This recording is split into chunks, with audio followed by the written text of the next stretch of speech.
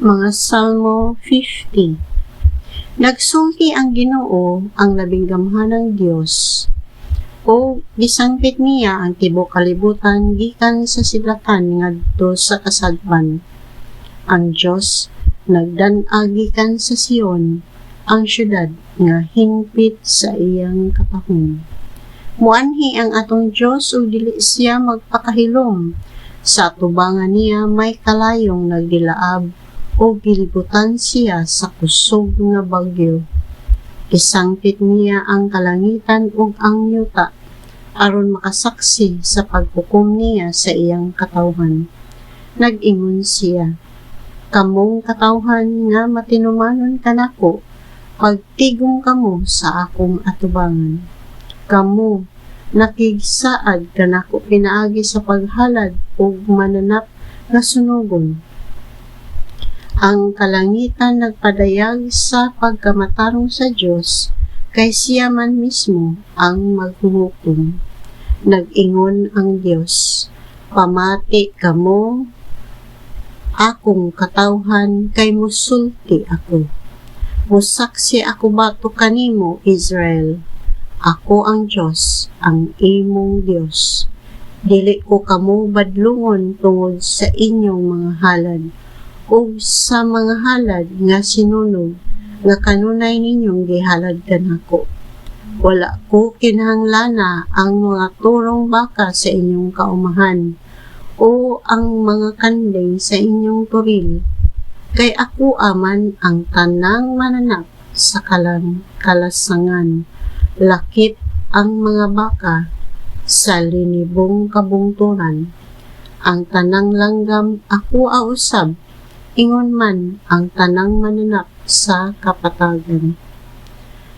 Kung gutomon ako, dili ko kamo pahibaluon, kay ako'y tag-iya sa kalibutan ug sa tanang butang.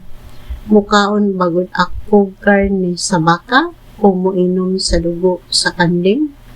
Ang mga pagpasalamat mo'y angay ninyong ihalad sa Dios.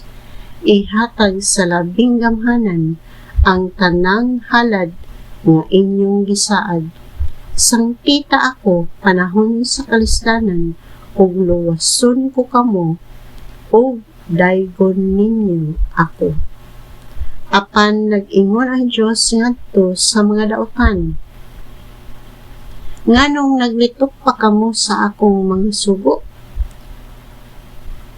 Nganong naghisot pa kamo sa akong kasabutan? Dili kamo gusto nga akong pantunon, o gisalikway ninyo ang akong mga sugo.